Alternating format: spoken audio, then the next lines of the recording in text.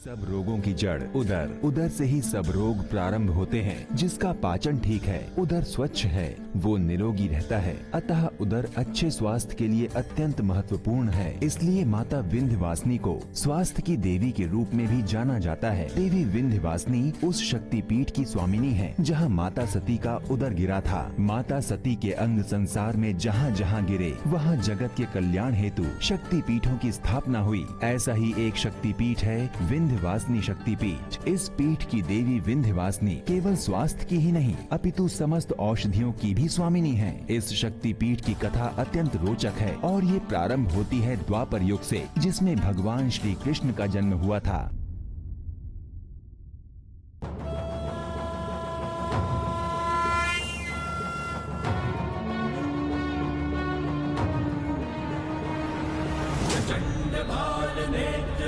भुजंग महाविशाल प्रहार कर करे संहार पाप कमाया जाए नाश करने आया कौन ये महाकाल, कौन ये महाकाल, कौन ये महाकाल।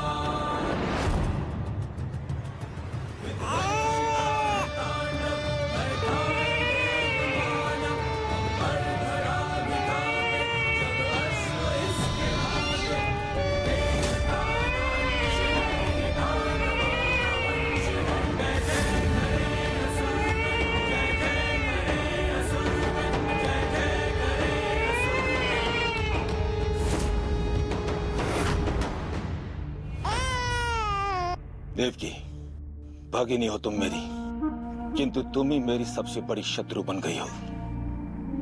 आकाशवाणी के अनुसार तुम्हारी 8वीं संतान ही मेरी मृत्यु का कारण बनेगी,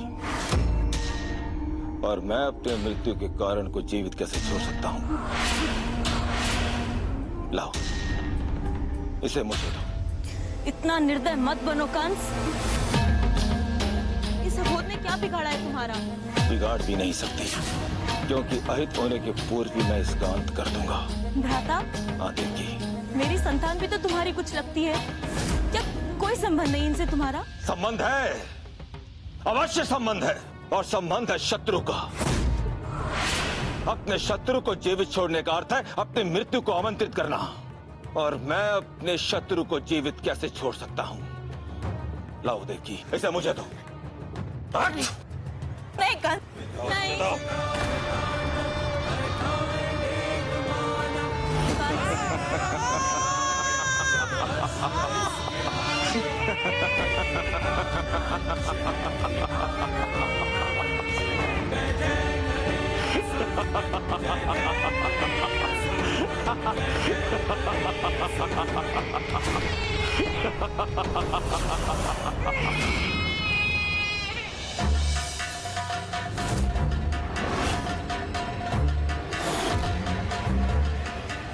दुष्ट कंस, तुम मुझे मारकर स्वयं को सुरक्षित नहीं रख सकते, क्योंकि तुम्हें मारने वाला इस संसार में कहीं और जन्म ले चुका है, और वही तुम्हारी मृत्यु का कारण बनेगा।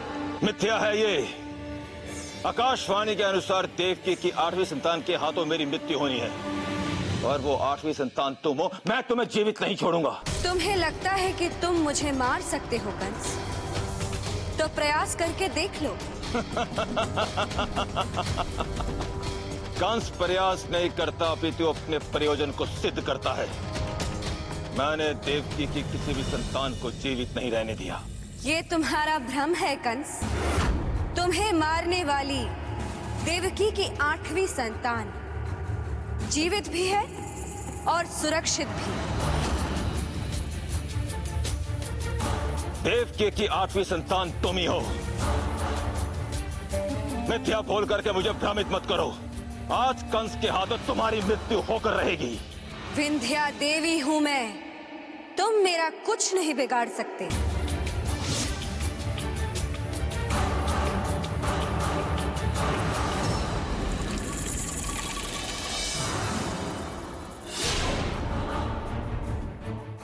कहां हो तुम, मायावी देवी? आज ये कंस तुम्हें जीवित नहीं छोड़ेगा, जीवित नहीं छोड़ेगा।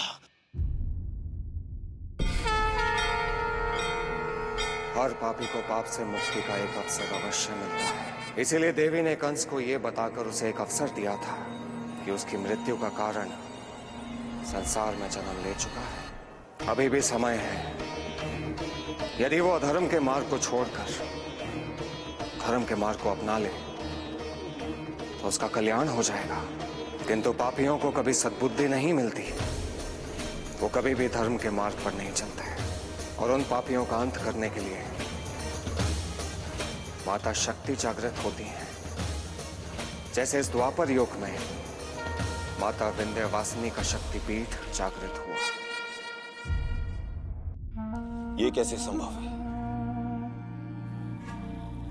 देवकी तो कारागृह में बंद है, तो उसकी संतान कहीं और जन्म कैसे ले सकती है? तो क्या वो देवी मुझे भ्रमित कर रही थी अपनी जान बचाने के लिए? किंतु वो तो अंतर्ध्यान हो गई और मैं उसका कुछ नहीं बिगाड़ सका। तो क्या वो सत्य कह रही थी? कौन है वो बालक और कहां है? इस प्रश्न का उत्तर केवल वो देवी ही दे सकती है, और इसके लिए मुझे उसे खोजना होगा।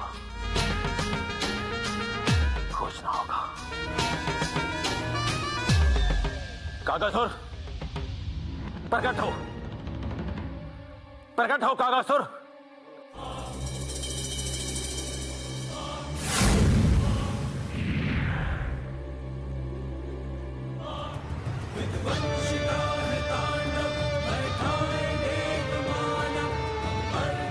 क्या आज्ञा है महाराज? कागासुर, उस देवी विंध्या के पीछे जाओ और पता लगा के आओ वो कहां से आई थी। एक वही है जो जानती है कि मेरी मृत्यु का कारण बनने वाला वो बालक कौन है और कहां पर है। जाओ। किंतु मैंने किसी देवी को नहीं देखा महाराज। इतने बड़े संसार में मैं कैसे ढूंढूंगा उन्हें? साधारण प्राणियों की भाषा मत बोलो कागासुर, तुम साधारण नहीं हो।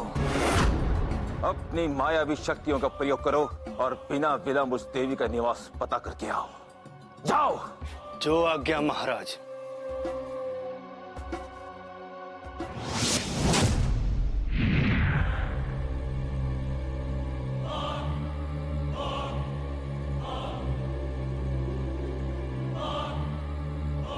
कहां ढूंढूं मैं देवी को? ना जाने किस लोक में देवी का वास है, किस दिशा में गई होगी वो। यदि मैंने अधिक समय नष्ट किया तो देवी को खोजना असंभव हो जाएगा। देवी, तुम किसी भी दिशा में गई हो, मैं तुम्हें ढूंढ निकालूंगा। महाराज के आदेश का पालन मुझे किसी भी मूल्य पर करना होगा। नारायण नारायण। प्रभु, ये कागासुर तो मायावी असुर है। ये अवश्य ही माता के शक्तिपीठ का पता लगा लेगा। यदि ऐसा हो गया तो अनर्थ हो जाएगा। देवऋषि, होगा वही जो विधि का विधान है। आप व्यर्थ में चिंतित ना हो। विषय अत्यंत चिंता का है प्रभु। मैं चिंतित कैसे ना हूँ? यदि कागासुर ने माता का पता लगा लिया तो कंस उन्हें बंदी बनाकर देवकी की 8वीं संतान का रहस्य जान लेगा। देवी को बंदी बनाना इतना सरल नहीं, और संसार में किसी में इतना सामर्थ्य नहीं कि वो देवी को वश में कर सके। किंतु प्रभु, आप तो कंस को जानते हैं। संसार को मुक्ति दिलाने के लिए स्वयं आपको ही अवतार लेना पड़ा प्रभु। इसीलिए तो मैं आपसे कह रहा हूँ देवऋषि, जब अवतार लिया है तो लीला तो होगी ही, अन्यथा संसारी प्राणियों का मनोबल कैसे बढ़ेगा? जब वो मुझे मनुष्य के रूप में संघर्ष करते हुए देखेंगे तभी तो प्रेरित होंगे। मुझे संदेह है प्रभु, कहीं तब तक विलंब ना हो जाए। देवऋषि, संसार में प्रत्येक कार्य अपने निश्चित समय पर होता है। जो आपको विलंब प्रतीत हो रहा है, संभवतः वही कंस की मृत्यु की भूमिका हो। किंतु सांसारिक प्राणियों को कर्म करने का अधिकार तो देना चाहिए ना देवऋषि, और यह अधिकार कंस को भी है और कागासुर को भी। इसीलिए हम उन्हें कर्म करने से नहीं रोक सकते। उन्हें अपना कर्म करने दीजिए। उन्हें अपने कर्मों के अनुसार फल अवश्य मिलेगा। आप निश्चिंत रहिए। नारायण नारायण।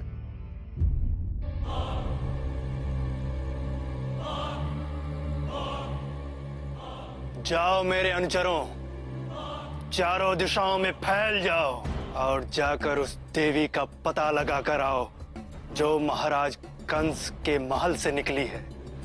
जाओ।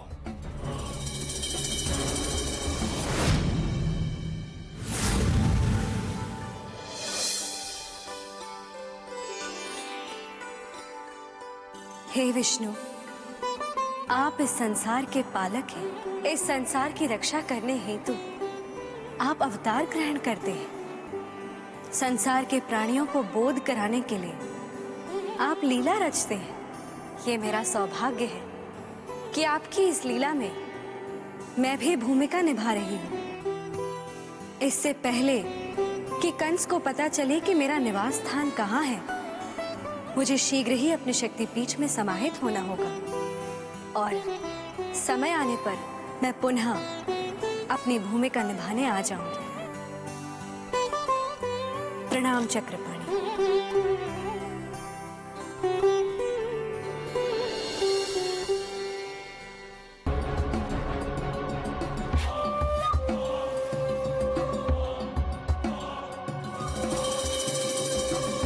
महाराज, वो देवी उत्तर दिशा में है। अच्छा, तो वो देवी उत्तर दिशा की ओर गई है।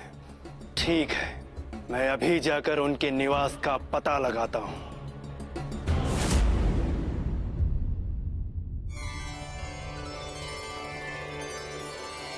माते, प्रणाम माता। मैं आप ही की प्रतीक्षा कर रहा था कि आपके मथुरा से लौटने के बाद मुझे अपने कर्तव्यों से मुक्ति मिले। कर्तव्य से मुक्त नहीं हुआ जाता पर्वत श्रेष्ठ। कर्तव्य तो जीवन को उद्देश्य देता है। आप सत्य कह रही हैं माता, किंतु इस संसार में औषधियों की रक्षक आप हैं। मैं तो केवल आपकी अनुपस्थिति में एक प्रहरी की भूमिका निभा रहा था। प्रहरी अत्यंत महत्वपूर्ण होता है खत्री पर्वत। महल का प्रथम रक्षक द्वार पर खड़ा वो प्रहरी होता है। महल पर विजय पाने के लिए सर्वप्रथम द्वार को ही भेदना होता है। मेरा मान बढ़ाने के लिए धन्यवाद देवी। देखिए, मैंने अपने प्रहरी का कर्तव्य कितनी निष्ठा पूर्वक निभाया है। आपकी सारी जड़ी बूटियां और औषधियां बिल्कुल वैसी की वैसी हरी भरी और सुरक्षित हैं, जिस प्रकार आप छोड़कर गई थी। अब इनकी रक्षा का दायित्व आप स्वयं ग्रहण करें माते। अवश्य। धन्यवाद खत्री पर्वत। अब आप अपना पर्वत रूप धारण करें।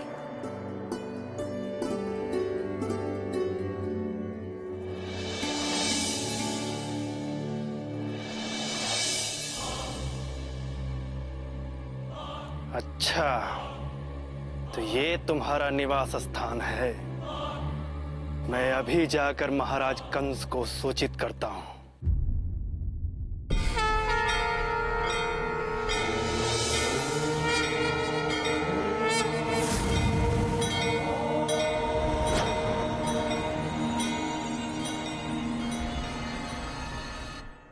भैरव, आपको ज्ञात ही होगा कि इस समय माता विंध्यावासिनी खत्री पर्वत पर निवास कर रही हैं और कंस उनका सबसे बड़ा शत्रु बन गया है। इसीलिए उस शक्तिपीठ की रक्षा करने का दायित्व मैं आपको सौंपता हूँ। जो आज्ञा महाभैरव। मैं अपना दायित्व निभाने के लिए सदैव तत्पर रहूंगा। किंतु ध्यान रहे भैरव, कंस कोई साधारण असुर नहीं है। वो इस संसार का सबसे शक्तिशाली असुर है। उससे शक्तिपीठ की रक्षा करना सरल नहीं होगा। मैं जानता हूं महाभैरव, किंतु आपसे उत्पन्न हुआ मैं आप ही के समान शक्तियों का स्वामी हूं और आप ही के समान मैं अपना कर्तव्य पूरी निष्ठा से निभाऊंगा। जाओ, देवी तुम्हारी रक्षा करे। प्रणाम।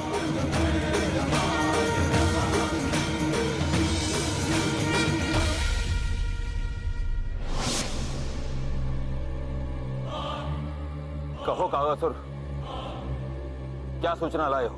महाराज, मैंने उस देवी का निवास स्थान पता कर लिया। वो देवी खत्री पर्वत पर बने एक शक्तिपिंड पर वास करती है। शक्तिपीठ? तो यही है शक्तिपीठ की देवी जो अपनी माया रचने यहाँ पर आई थी। तुम बहुत अच्छी सूचना लेकर आए हो कागासुर। अब हम शीघ्र ही खतरी पर्वत पर आक्रमण करेंगे और उस देवी को बंदी बनाकर सत्य का पता लगाएंगे। अब तो तुम्हें बताना होगा देवी कि देवकी की 8वीं संतान कहाँ है।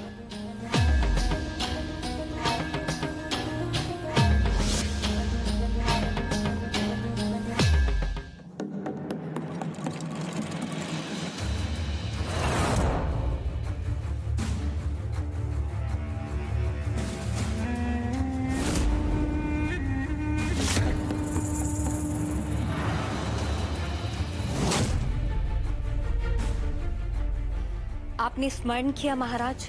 हाँ भूतना, हम शीघ्र ही खतरी पर्वत पर आक्रमण करेंगे। जो आज्ञा महाराज।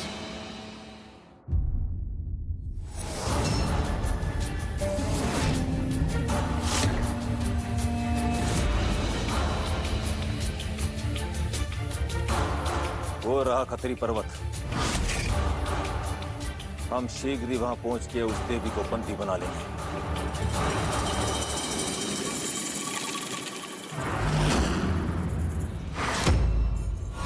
कौन हो तुम और किस प्रयोजन से मेरे मार्ग में आए हो? मेरा प्रयोजन है देवी की शक्तिपीठ की रक्षा। जिस देवी को तुम बंदी बनाने जा रहे हो, उस देवी के शक्तिपीठ का रक्षक भैरव हूं मैं। तुम कोई भी हो, कंस के सामने नहीं ठहर सकते। यदि अपने प्राणों से मोह है तो यहाँ से वापस चले जाओ। इतना अभिमान ठीक नहीं है कंस। इतिहास साक्षी है, बड़े से बड़ा शक्तिशाली योद्धा भी काल का ग्रास बन गए हैं। कंस उनमें से नहीं है भैरव। संसार में ऐसा कोई नहीं जो कंस का सामना कर सके। ये तुम्हारा भ्रम है कंस। ना तो मैं संसार के स्वामी हूं और ना ही ये संसार तुम्हारा दास। समय आने पर तुम्हें यह ज्ञात हो जाएगा।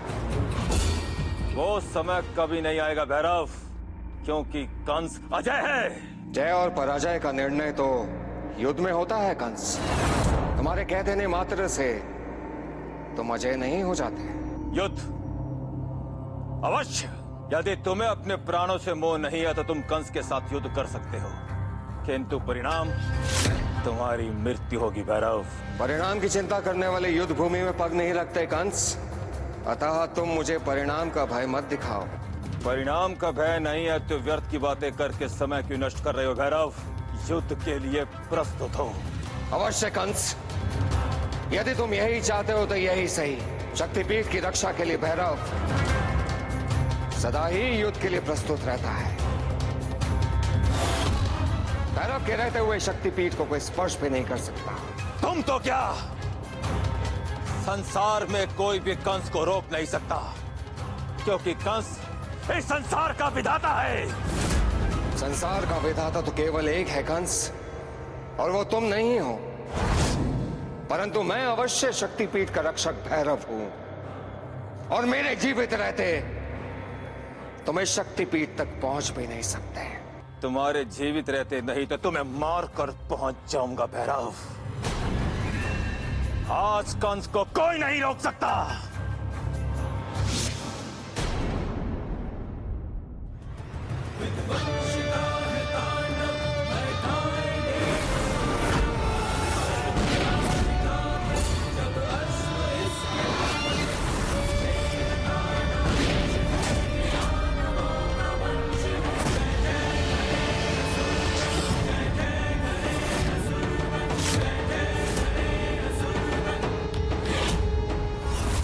रुक जाओ भैरव। प्रणाम रामदेव।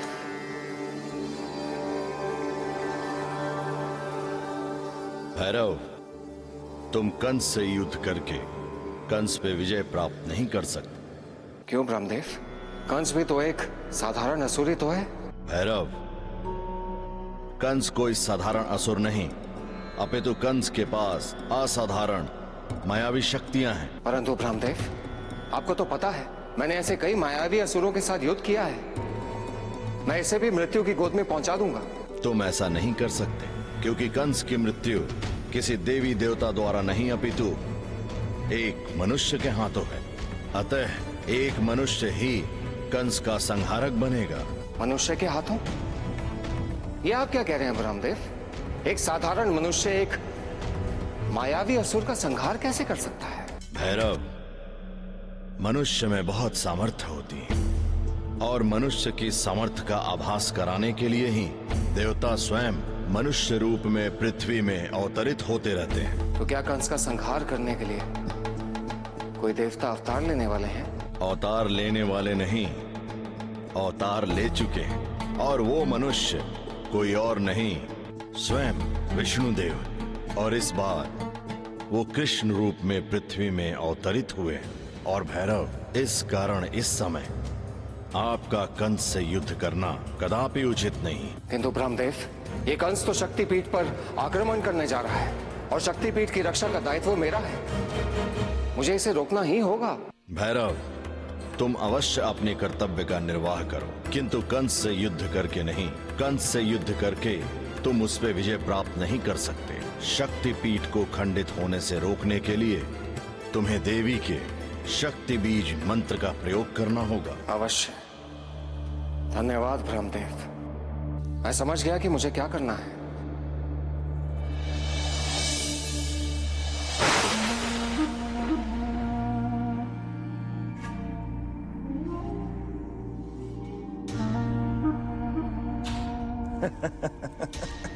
भैरव, कहां गया भैरव?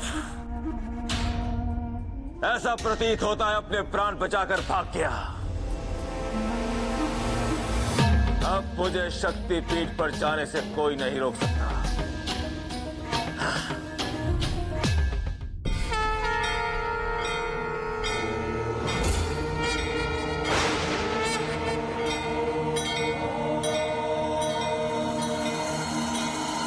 ओम ऐं ह्रीं क्लीं चामुंडाय विचे।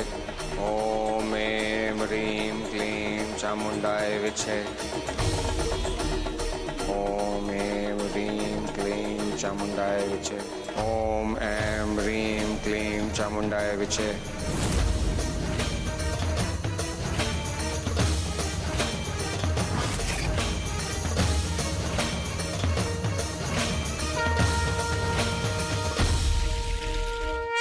आओ कंस, अब शक्तिपीठ तक पहुंचकर दिखाओ। देवी के बीज मंत्र से बनी हुई ये रेखा को कोई पार नहीं कर सकता। अब तुम शक्तिपीठ तो क्या, इस खतरी पर्वत को भी नहीं छू सकते।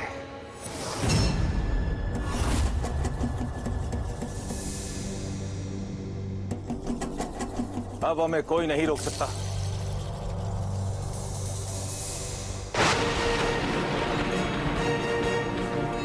ये क्या है? ये किसकी माया है?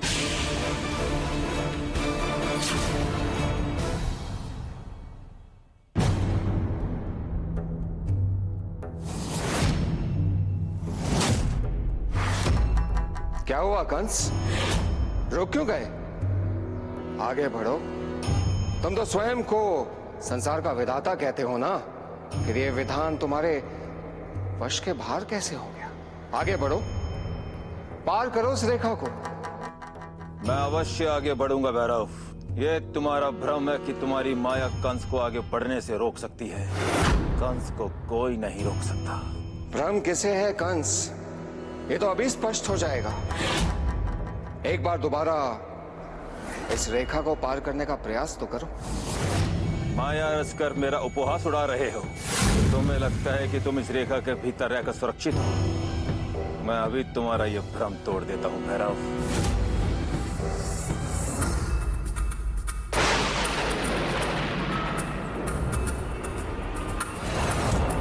असंभव! ऐसा क्या इस रेखा के अंदर जो मैं इसे पार नहीं कर पा रहा? क्या हुआ कंस? भ्रम टूट गया क्या? भ्रम मेरा नहीं तुम्हारा है भैरव। तुम में इतनी शक्ति नहीं कि तुम कंस को रोकने के लिए माया रच सको। यह अवश्य कोई और शक्ति है, किंतु कुछ भी हो, मैं इसे पार करके शक्तिपीठ तक अवश्य पहुंच कर रहूंगा।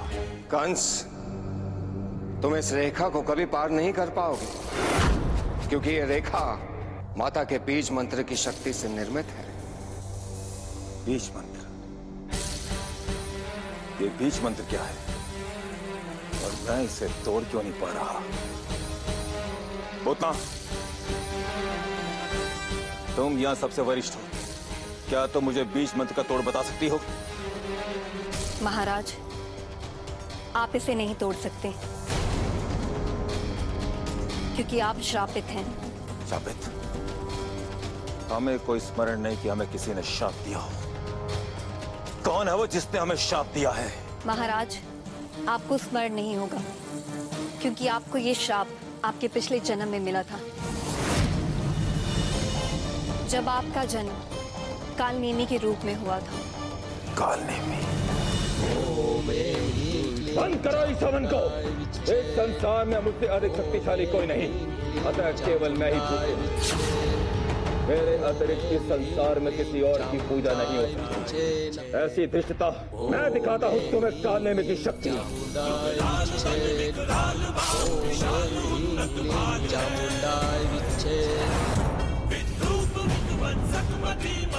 इतना विश्वास है तुम्हें अपने आराध्य काल को सामने देख करके भी तुम उसकी आराधना कर रहे हो, तो बुलाओ अपने इष्ट देव को। मैं भी देखता हूँ तुम्हें कौन बचाता है कालनेमी के हाथों से।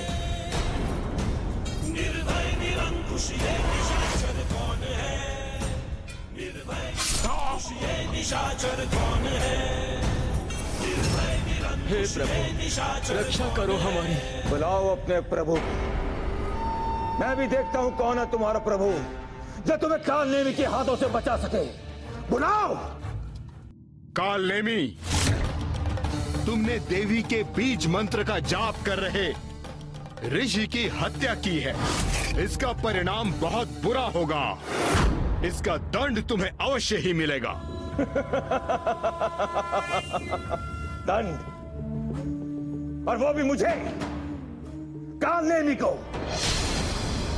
अतः तुम्हारे लिए उचित यही है कि तुम कालनेमी की जय बोलो और अपने प्राण बचाओ।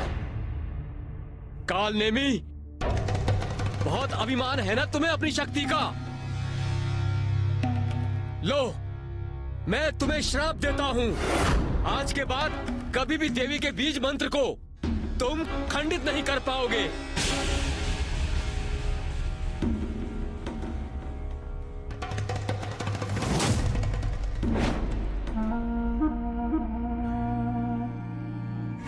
तुमने आज ये रेखा खींचकर इस पर्वत को सुरक्षित कर लिया भैरव, किंतु इसका अर्थ ये नहीं कि शक्तिपीठ की देवी सुरक्षित है। मैं शक्तिपीठ को खंडित करके इस देवी को यहाँ से लेके जाऊंगा। देवी को उस बालक का नाम बताना होगा जो मेरी मृत्यु का कारण बनने वाला है।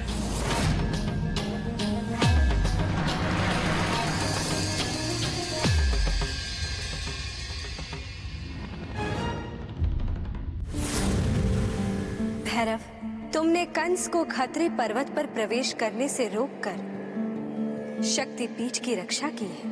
ये तो आप ही के बीज मंत्र का प्रताप है माता। नहीं भैरव, ये तुम्हारी तत्परता भी है। तुमने बड़ी तत्परता से इस शक्तिपीठ की रक्षा की है। शक्तिपीठ की रक्षा करना तो मेरा कर्तव्य है माता। यदि कोई भी शक्तिपीठ को क्षति पहुंचाने के प्रयोजन से खतरी पर्वत पर प्रवेश करेगा तो भैरव को सदा ही अपने मार्ग में खड़ा पाएगा।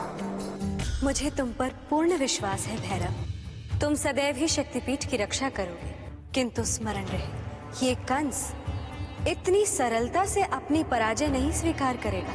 वो अवश्य ही कोई नई योजना बनाए और पुनः शक्तिपीठ पर प्रवेश करने का प्रयास करेगा। आप निश्चिंत रहिए माता। कंस चाहे कुछ भी कर ले, परंतु जब तक भैरव इस शक्तिपीठ का रक्षक है तब तक इस शक्तिपीठ पर कोई आंच नहीं आ सकती। कब पीछा छूटेगा मेरे अपने कर्मों से? क्या पिछले जन्म के कर्म ही मेरी मृत्यु का कारण बनेंगे? ऐसा नहीं हो सकता। कर्म को तो भोगना ही पड़ता है महाराज, किंतु आप चिंता न करें, कोई ना कोई मार्ग अवश्य निकलेगा। कैसे निकलेगा पूतना? मैं उस बीज मंत्र को खंडित किए बिना उस पर्वत पे प्रवेश नहीं कर सकता, और जब तक उस पर्वत पे प्रवेश नहीं करूंगा तब तक उस शक्तिपीठ की देवी को वश में करना असंभव है। उस देवी के बिना मुझे कौन पहुंचाएगा देवकी के 8वें पुत्र तक? आप खतरी पर्वत पर प्रवेश करना चाहते हैं ना महाराज? उसका एक उपाय है। क्या उपाय है पूतना? शीघ्र बताओ।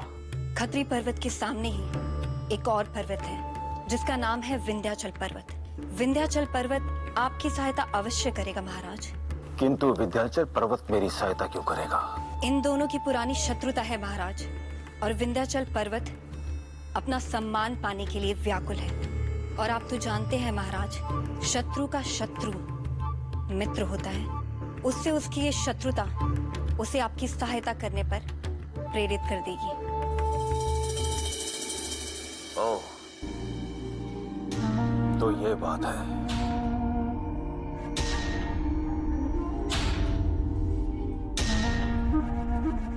अब विंध्याचल पर्वत ही मुझे उस शक्ति पीठ की देवी तक पहुंचाएगा।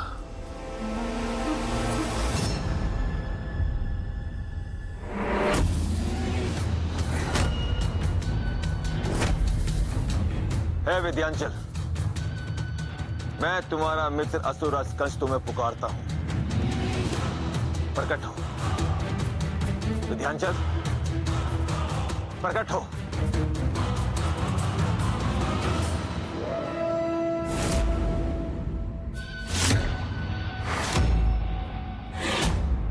कहो असुरराज कंस, तुम्हारे यहाँ आने का क्या प्रयोजन है? विंध्याचल, तुम इतने कठोर, बलशाली, विशालकाय, और दूसरी ओर वो खत्री पर्वत। तुम इतने विशालकाय होकर के भी पूजे नहीं हो, और वो खत्री पर्वत तुम्हारे आकार में छोटा होकर के भी पूजा जाता है। क्या तुम्हें यह अन्यायपूर्ण नहीं लगता? क्या ये तुम्हारा अपमान नहीं है? संसार स्वार्थी है कंस। उस खत्री पर्वत से उसे जड़ी बूटियां, औषधियां प्राप्त होती हैं, इसलिए संसार उसी की पूजा करता है। किंतु तुम्हारा भी तो कोई मान होना चाहिए विंध्याचल। क्या इतने विशाल का एक पर्वत को इस प्रकार अनदेखा किया जा सकता है? तुम ठीक कहते हो मित्र, किंतु संसार ये बात क्यों समझेगा? उसे मेरे मान अपमान से क्या प्रयोजन? संसार को ना सही, किंतु मुझे प्रयोजन है विंध्याचल। यदि तुम मेरा कहा मानो तो मैं तुम्हें सम्मान दिला सकता हूं। तुम चाहो तो आज से संसार में तुम्हारी पूजा हो सकती है। किंतु कैसे मित्र कंस? ये कैसे संभव होगा? तुम उसकी चिंता मत करो विंध्याचल, तुम बस वो करो जो तुम्हारा मित्र कहता है। ठीक है मित्र, कहो मुझे क्या करना है। सुनो मित्र,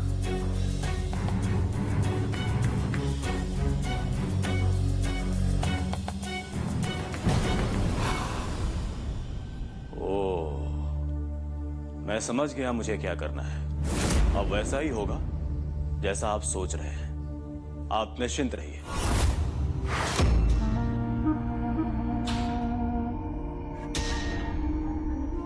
देवी विंध्या, कब तक छुपी रहोगी खत्री पर्वत में?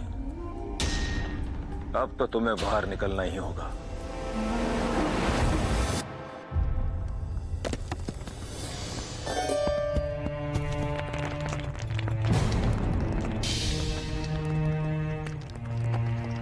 क्या हो रहा है?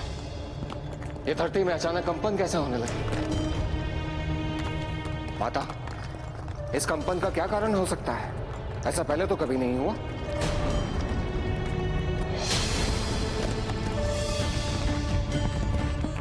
ये तो विंध्याचल पर्वत है, किंतु इसका आकार क्यों बढ़ रहा है? भैरव, यदि इसी प्रकार इसका आकार बढ़ता रहा तो धरती पर संकट आ जाएगा।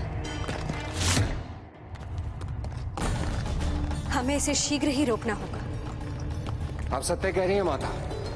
मैं अभी जानकर आता हूं कि इसके बढ़ने का कारण क्या है।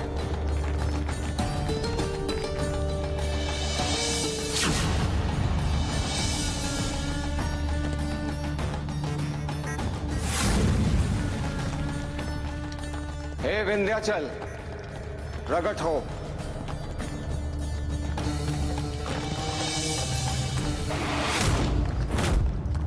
ओ भैरव, तुम्हारे यहाँ आने का क्या प्रयोजन है? विंध्याचल, तुम अपना आकार क्यों बढ़ा रहे हो? यदि इसी प्रकार अपना आकार बढ़ाते रहे तो धरती पर संकट आ जाएगा। मैं सर्वगुण संपन्न हूँ, फिर भी संसार में मेरी पूजा नहीं होती, जबकि उससे आकार में छोटा होने पर भी उस खतरी पर्वत की पूजा होती है। अब मैं अन्याय और सहन नहीं करूंगा। मैं अपना आकार बदलकर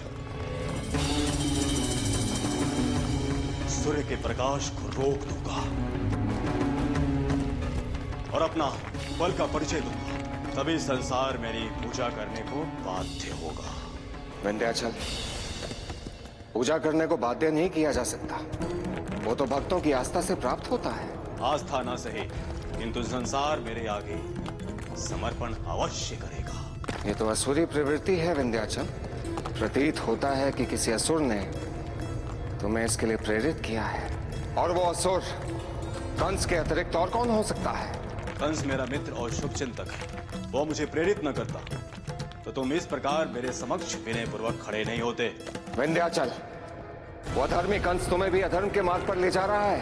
यदि तुमने सूर्य के प्रकाश को रोक लिया तो खतरी पर्वत पर उगने वाली सारी औषधियां समाप्त हो जाएंगी और ये संसार के लिए अनिष्ट का कारक होगा। इसलिए उचित होगा कि तुम अधर्म का मार्ग छोड़ अपने मूल स्वरूप में आ जाओ। अब चाहे जो भी हो, मैं अपना आकार नहीं बदलूंगा। अब मेरा आकार बढ़ता ही रहेगा और सदैव सदैव के लिए मैं ऐसे विशाल काय रूप में ही रहूंगा। ये तो अनर्थ हो गया भैरव। यदि विंध्याचल ने शीघ्र ही अपना आकार छोटा नहीं किया तो मेरी समस्त औषधियां सूखकर समाप्त हो जाएंगी और उसके साथ मेरे शक्तिपीठ का अस्तित्व भी समाप्त हो जाएगा। आपका चिंतित होना उचित है देवी। हमें शीघ्र ही कोई उपाय सोचना होगा।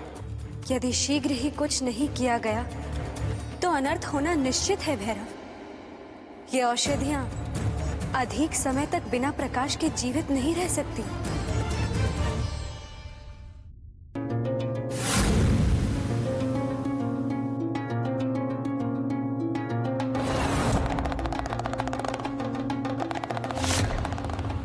तो अंततः ये भी हो ही गया।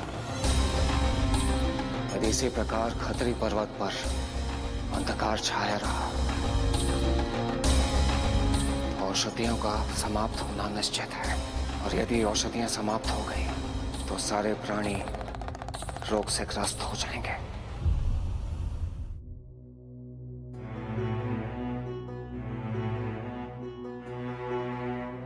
ये क्या इंद्रदेव, विंध्याचल ने तो पृथ्वी के चारों ओर अंधकार कर दिया और दूसरी ओर इतना प्रकाश है कि अत्यधिक ताप से प्राणी मरने लगेंगे।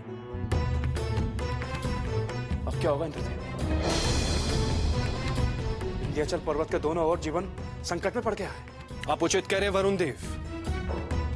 एक और खतरी पर्वत पर प्रकाश पहुंचना बंद होने से समस्त औषधियां समाप्त हो जाएंगी, प्राणी रोगों के कारण मरने लगेंगे और दूसरी ओर अत्यधिक प्रकाश और ताप के कारण यदि इस संकट का शीघ्र निवारण नहीं किया गया तो पृथ्वी से जीवन नष्ट हो जाएगा।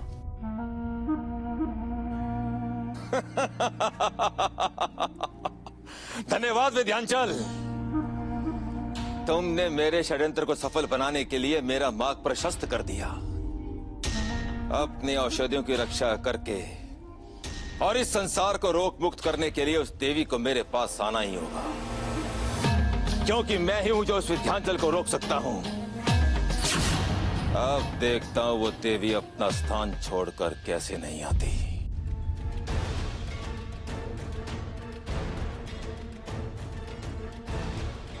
संसार की ऊर्जा जीवन भी है और विनाश भी। यदि सूर्य के सीम ऊर्जा को एक ही स्थान पर पड़ने से नहीं रोका गया तो यहाँ जीवन नष्ट हो जाएगा। फिर पृथ्वी के इस भाग को जीवन विहीन होने से कोई नहीं बचा सकता। हम औषधियों का प्रणाम स्वीकार करें माता। माता, हमारी रक्षा कीजिए माता। सूर्य के प्रकाश के बिना हम भोजन का निर्माण नहीं कर रहे हैं। यदि शीघ्र ही हमें सूर्य का प्रकाश प्राप्त नहीं हुआ तो हम सूख जाएंगे। भैरव, आपको इस समस्या का हल खोजना ही होगा, अन्यथा इस संसार का अंत हो जाएगा। माता, कोई ना कोई हल अवश्य निकलेगा। आप धैर्य रखिए। कैसे धैर्य रखूं भैरव? तुम एक ओर मुझे माता कहकर संबोधित करते हो और दूसरी ओर एक माता को अपनी संतान के प्राण संकट में देखकर धैर्य रखने को कहते हो?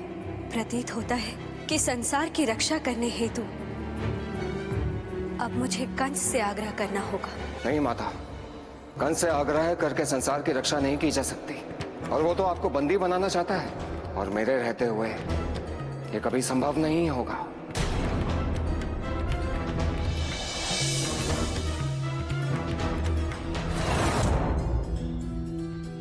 संसार की रक्षा हेतु मुझे इस अत्यधिक प्रकाश को अपने में समाहित करना होगा। केवल मेरा शरीर ही इस असीम ऊर्जा को सहने की क्षमता रखता है।